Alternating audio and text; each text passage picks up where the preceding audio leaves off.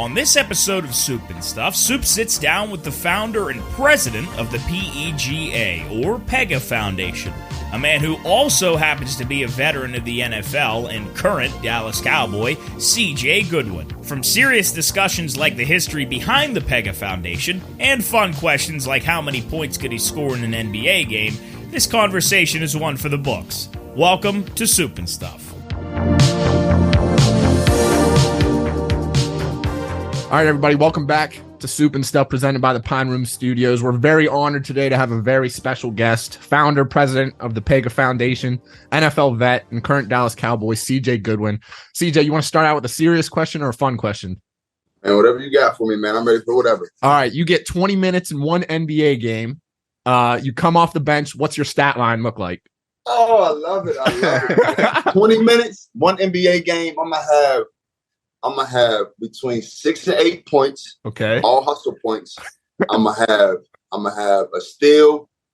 I'm gonna have a block. And I'm gonna have four rebounds. 20 minutes NBA game. Yeah, that's a solid stat line for a bench guy for 20 minutes. So you got 20 minutes. How many fouls against you though? I'm using 3 of them at least. Yeah, I'm hacking. Yeah. Hey, we appreciate you coming on. We wanted to talk about the foundation and everything you've been up to, man. I think one of the coolest things back home is whenever one of your games are on and everyone's at a bar or a restaurant, people are tuned in and cheering and excited to root you on, man. So I appreciate everything you do when you come home and how respectful you are to everyone. You treat everyone like you've known them for a long time. So we appreciate that, man. And yeah, let's get started. So tell me a little bit about PeGa and you're the founder and president. So how that started and how it's going. Man, I appreciate that, man. Community. I grew up. My dad was a community leader in the Black community in Willing. He was the leader of the NAACP in my area for a while, in the Willing area for a while. And when he passed suddenly in 2015, me and my sister and my 2 brothers took it upon ourselves to, kind of keep his legacy going. We'll try to keep his legacy going. And we started the PeGa Foundation. PeGa is actually short for Perry Galloway Jr. The PEGA is the first 2 letters of each name. And we started that in 2016. Our first camp was in 2017. It's more of a mentorship program. We have a few kids that we mentor. We just mentor just naturally. Awesome. But we have a few kids in our program that we mentor and that we do scholarships. We're actually working with Ogilvy trying to create a gaming and coding center. We're trying to get the logistics done with that. Wow. There's a lot we want to do because the community is so strong and willing, man. Like you said, people really love each other in our hometown, man, and we're really blessed to be from there. How cool is it that you're able to do this with your siblings? The fact that you guys started this together and that you're able to do this with your family and grow this foundation. I mean, I love to give back, and so does everyone from this community, I feel like. So how cool is it that you get to do this with everyone you love? Man, it's a blessing, man. Us working together, we're going to argue all day. But yeah, just to come to a common goal with your siblings and see it come to fruition, man, it's unbelievable. Like people like my brother Toddy, see him leading the whole organization and with the basketball camp and watching kids, follow him and what he does, man. It's unbelievable to work with my people, man. You stress in the foundation to talk about that opportunity gap. And I think that's something that's really important to all of us. What's it mean to you to be able to give these kids that may not have a chance like everyone else to move on to the next level and get mentored? What's that mean to you to be able to help these kids out either in school or in sports to be able to help them get to where they want to go? I was always taught to be somebody who I didn't have. But I had great mentors. I didn't have, mentors that played in the NBA, NFL, or were lawyers and all that. But I had good people around me, good compassionate people who wanted to give back around me. So what it means to me, man, is just paying it forward. The people gave it to me, and I'm I have a platform with that, and kids want to be around me, and kids want to listen to me. So why not give them a good message and show them that it's possible to do whatever you want to do in life? Yeah, facts. So I want you to stress kind of what goes on at this camp for people that may not be able to make it this year, but they're going to be able to make it in the future. Because when people see these videos of the 3-on-3 and how much fun the kids are having at the camp before the basketball tournament starts, I want you to kind of elaborate on what goes on that day when you guys are back here running the camp. Oh man, it's live, man. It's live. We got so it starts. I think believe it starts at 10. The check-in is at 9 because the line is out the door, man.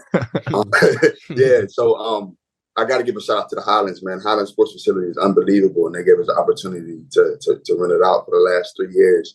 The line, like I said, the line is out the door. It starts at 10 a.m.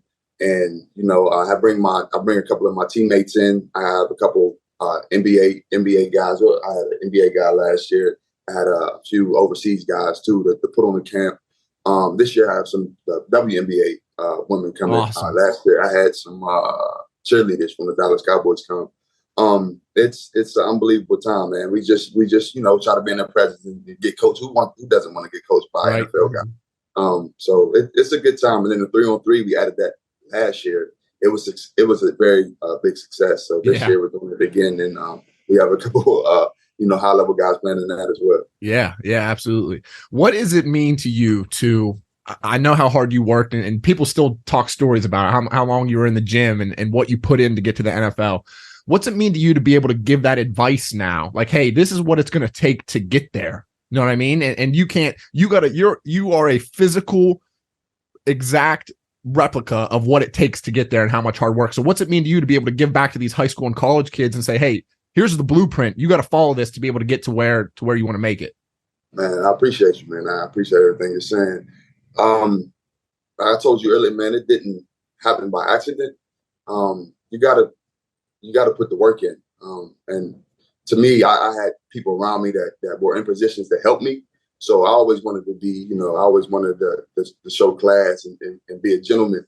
And end up paying off because people were like, man, he's a good guy. So why not, help him get to where he needs to go? Shout out to Mel Blount, of course, Hall of Famer Mel Blount. He helped me get into the league as well. But it's just, like I said, the mentors around me, the people that wanted to see me do well. And the fact that I've been in the league since my 10th year in the NFL, I kind of know what I'm talking about when I'm telling somebody, yo, this is probably what you have to do to, if you want to give your chance, if you want to give yourself the best chance to make it to this level. I want you to talk a little bit about any struggles that you've had over the years, maybe just one big one, because while you're in the NFL, because everyone sees what's going on the TV and everyone sees what's going on the highlights, but a lot of people don't talk about the things behind the scenes that are going on. So in this whole mentorship, what you're doing with PeGa, you're able to explain to these young athletes and hey, it's not going to be all flowers and roses. There's going to be days when you're down in these valleys and it struggles mentally. So I want you to talk about something you struggled with and kind of how you handle that mentally day in and day out. Man, my whole career, man, I've been a bubble guy. I mean, I'm a special teams captain. I'm one of the best special teams players in the league. I get that, but special teams only hold so much weight. So I've always been a bubble guy. So it's stressful, and it's stressful in that sense that you never know. Like, you may not make the team, and you may have to uproot your life and move. I've been on seven or eight different teams. I can't even count in my career. And I've landed, in a few places. I've been in Dallas for my 6th year, and I've been in Atlanta for 3. But other than that, man, I bounced around to so many different teams. And, it's stressful. You never knowing, where home base is. So it's never easy, man. The work never stops, and you're always competing, which I love. I love being able to know that I may not have a job, so I have to, bring my stuff every day. That's a blessing and a curse, but I relish in those situations. Where do you see PeGa going? And I bet you are extremely excited to finish out your NFL career in 5-10 years, however much longer you play. What are you excited to see PeGa do when you're done? Because I know how much more time and effort you're going to be able to put forwards to it when you're done. So where do you see PeGa in 5 or 10 years?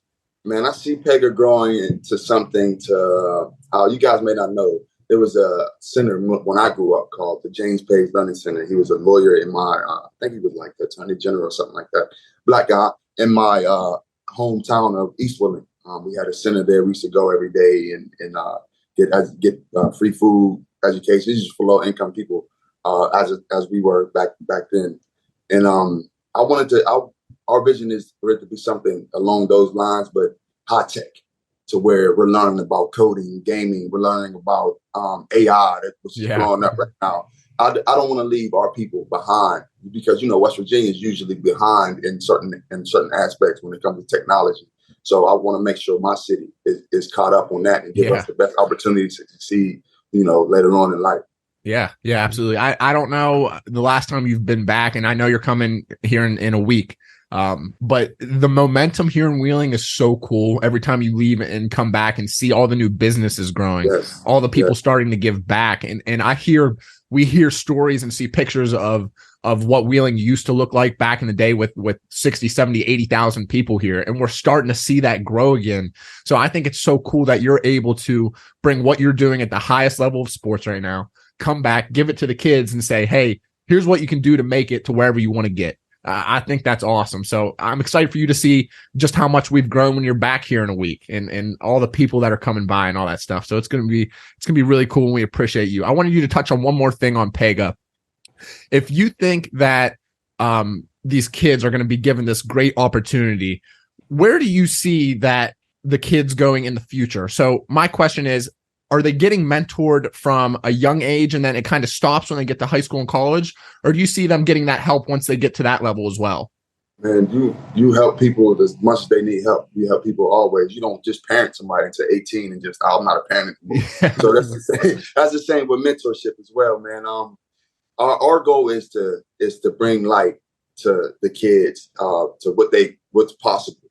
I didn't know any doctors growing up, but once I got to a point to where I am, when I went to Lindsley, I knew, hey, man, this doctor, I could actually be a doctor one day. You know what I'm saying? So, like, one of my best friends is a lawyer. I didn't see too many Black lawyers. I knew the one that had the James Page Learning Center, but other than that, I didn't know it was possible for, somebody who looked like me to be a lawyer until I got around people like that. Yeah. So we want to give them the opportunity to grow, just knowing that it's out there and it's possible. Like, a lot of people don't know about what's going on with AI and how fascinating and how life-changing that stuff is. So that's what we want to do. And we'll always be mentors. We'll always help people. Awesome. I wanted to lighten it up here the last 5 minutes for you. We're in the Valley. You know how many, it's literally split in half. You either got Cowboys fans or you got Steelers fans here. It's split right in the middle. It's 50-50. I wanted to talk about a play. I'm a huge Steelers fan, CJ. And a couple years ago, I want to know if you guys prepped it the week of practice or if it's kind of something that got drawn up. I want to talk about the punt return when you go back there and you almost housed one 95 yards. Was that something that was prepped the week before practice, or was that something that you had in the playbook for weeks and it just got called out, or what happened there? That's crazy because I still get grief over that play from my own teammates. My coach just put it on the big board in front of the whole everybody probably 2 weeks ago. And they were just booing me the whole time. But anyway, no, we prepped that. And he actually told me before the game, because it was called a throwback. We had a guy catch it, throw it back to me, whatever. But he was like, man, it would be funny. My coach he's the best coach. He's one of the best coaches I have in my life. His name is John Foster. He's hilarious too, man. Very good dude. He was like, hey, man, you know what would be funny? If you fake like you pulled your hammy. And he was like, it wouldn't. He was like, it probably wouldn't distract anybody, but it'd be funny. Yeah, so I did it right, and I got back, and I was so excited that I almost dropped the ball. So it actually played into my favor because it helped everybody set up.